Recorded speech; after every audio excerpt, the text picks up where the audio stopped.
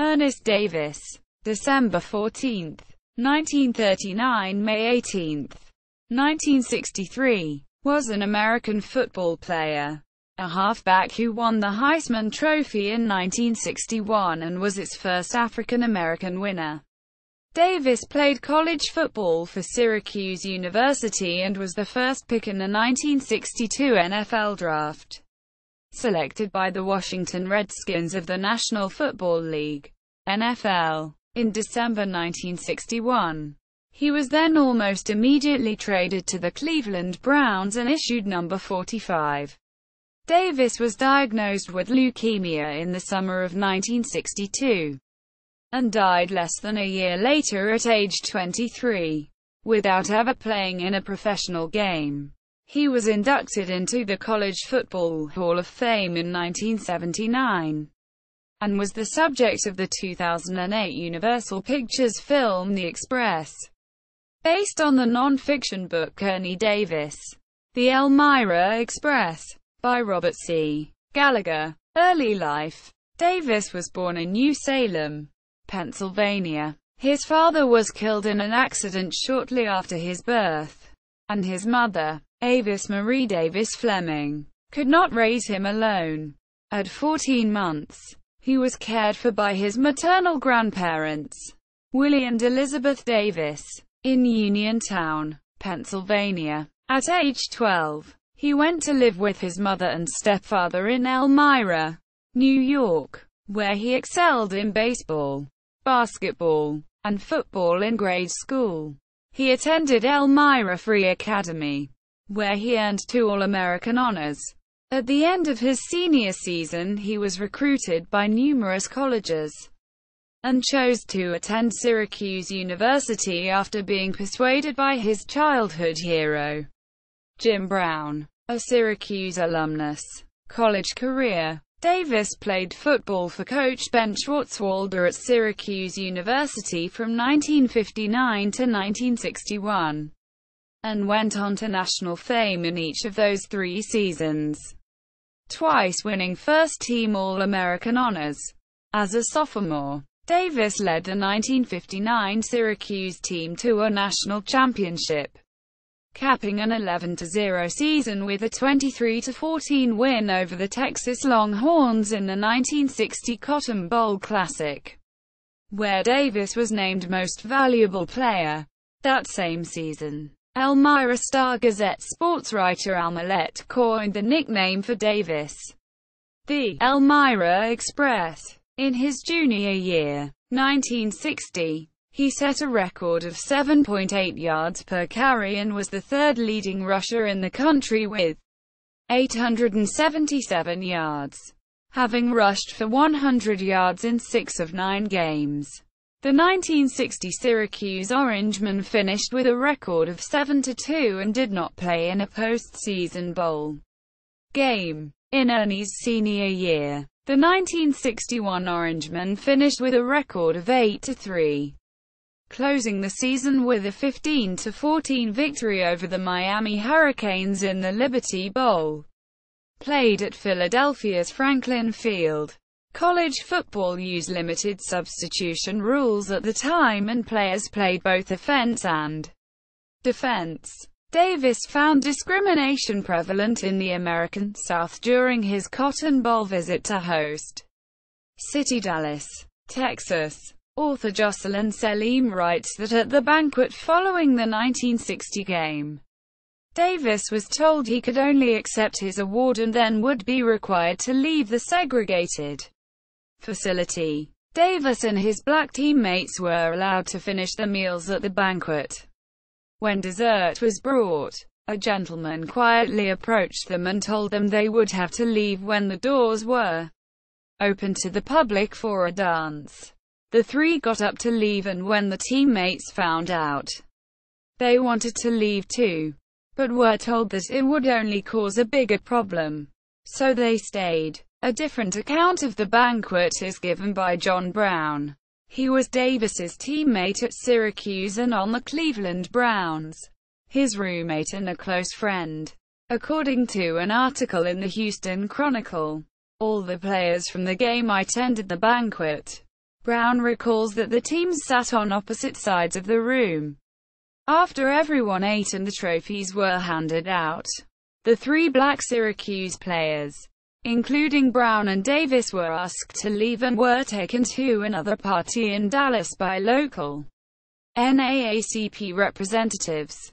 One Syracuse player, Gerhard Schwedes, recommended that the whole Syracuse team leave the banquet to show solidarity with their black teammates, but the suggestion was overruled by Syracuse officials. When the Chronicle asked Brown whether the film is a truthful portrayal of his friend, Brown said, "In short, no." Quote, Davis became the first black athlete to be awarded the Heisman Trophy, the highest individual honor in collegiate football, and he also won the Walter Camp Memorial Trophy following his 1961 senior year season at Syracuse University. President John F. Kennedy had followed Davis's career and requested to meet him while he was in New York to receive the trophy. Later in 1963, when Elmira chose February 3 to celebrate Davis's achievements, Kennedy sent a telegram, reading, "During his time at Syracuse, Davis wore the same number, 44, as legendary Orangeman Jim Brown, helping to establish a tradition at the school that was acknowledged on November 12, 2005, when the school retired the number in an on-field ceremony." After winning the Heisman Trophy, Ernie Davis talked Floyd Little into doing an about-face and play football for Syracuse instead of Notre Dame. Davis also played basketball at Syracuse for one season, 1960-1961. Syracuse University, as a way to honor all of the athletes that have worn the number 44, was granted permission by the United States Postal Service to change its zip code to 13,244. While attending Syracuse, Davis was a member of the Sigma Alpha Mu fraternity, a nationally recognized Jewish fraternity. Davis was the first African American to become part of the organization, not only at the Syracuse chapter, but for the national fraternity as a whole. Davis was posthumously inducted into the College Football Hall of Fame in 1979. Davis was a member of the Pigskin Club of Washington, D.C. National Intercollegiate All-American Football Players Honor. Professional football career. Davis was the number 1 pick in the 1962 NFL Draft, selected by the Washington Redskins. He was traded to the Cleveland Browns. He was also drafted by the Buffalo Bills of the American Football League. Redskins founder and owner George Preston Marshall was an avowed racist who kept the Redskins entirely white long after the other teams had integrated. He openly admitted that his unwillingness to sign a black player was an effort to appeal to his mostly Southern fan base. They had long been the southernmost team in the league. The signing only came when Interior Secretary Stuart Udall issued an ultimatum to Marshall: sign a black player by the start of the 1962 season, or he would revoke the Redskins' 30-year lease on D.C. Stadium, now Robert F. Kennedy Memorial Stadium. The stadium was a city-owned facility, and the Washington city government has long been legally reckoned as a branch of the federal government. Given that the Constitution gives Congress ultimate authority over the Capitol, Marshall could not bring himself to draft a black player, so he left the decision to general manager and head coach Bill McPeak, who picked Davis. Davis refused to play for the Redskins and demanded a trade. A deal with Cleveland was engineered by Browns coach Paul Brown, without the knowledge and consent of the owner Art Model.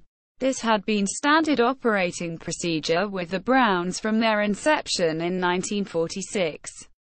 Brown served as his own general manager, and had enjoyed a free hand in football matters. The Redskins traded the rights to Davis to the Cleveland Browns for Bobby Mitchell and first-round draft pick Leroy Jackson. Davis chose to go to the Cleveland Browns, where his classmate John Brown would be his roommate, and Jim Brown, whom he admired, was already playing. Davis signed a 3-year, $200,000 contract with the Browns in late December 1961 in San Francisco while preparing for the East-West Shrine game, originally reported at $80,000. The contract, according to Davis's attorney, Tony DeFilippo, consisted of $80,000 for playing football, including a $15,000 signing bonus, $60,000 for ancillary rights, such as image marketing, and $60,000 for off-season employment. It was the most lucrative contract for an NFL rookie up to that time. The Browns' dream of pairing Davis with Jim Brown took a tragic turn when Davis was diagnosed with leukemia. The rift between Coach Brown and Model worsened when Model brought in doctors who said Davis was well enough to play, and Brown still refused to allow it. Although Davis's leukemia was in remission at the time, Brown felt letting him play would hurt team morale. This contributed to Model's decision to replace Brown before the 1963 season. Davis was allowed to practice on the field without physical contact and helped Brown draw up game plans, but he never played a meaningful down. His only appearance at Cleveland Stadium came at a preseason game on August 18, in which he ran onto the field as a spotlight followed him. Following his death, the Browns retired his number 45 jersey. While preparing to play in the College All-Star Game against the Green Bay Packers in Chicago in the summer of 1962, Davis awoke with a swollen neck and was hospitalized with mumps and mononucleosis initially suspected. He was diagnosed with acute monocytic leukemia and began receiving medical treatment. Davis went to Johns Hopkins in Baltimore when he was dying.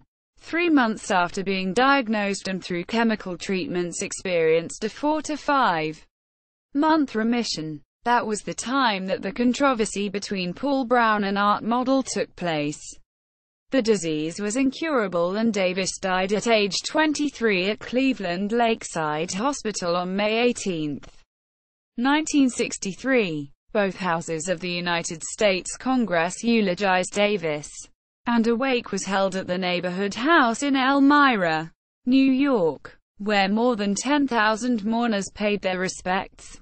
During the funeral, a message was received from President Kennedy, and was read aloud to all of the people attending the service. Davis is buried at Woodlawn Cemetery in Elmira.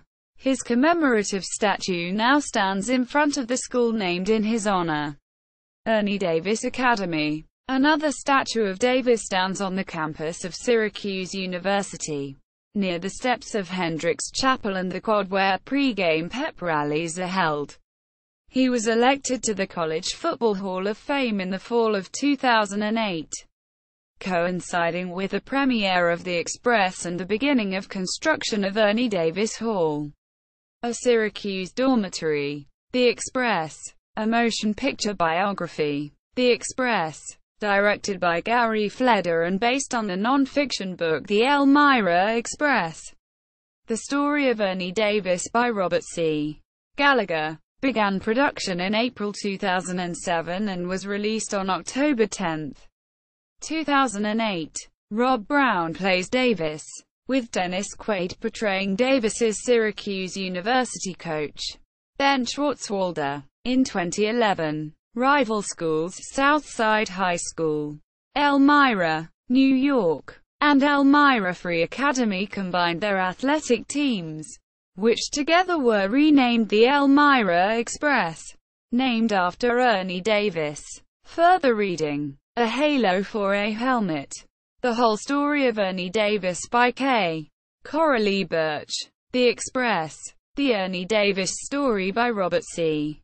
Gallagher. 2008. ISBN 978-0-345-51086-0. Top 10 Heisman Trophy winners by Jeff Savage. Enslow Publishers, Inc. 1999. ISBN 0-7660-1072-4. Ernie Davis. A Historical Perspective by Bob Hill. 1997. Always Ernie by Laura Milazzo. 2003. Ernie Davis at the College Football Hall of Fame. Ernie Davis at the Heisman Trophy official website. Ernie Davis at Find a Grave.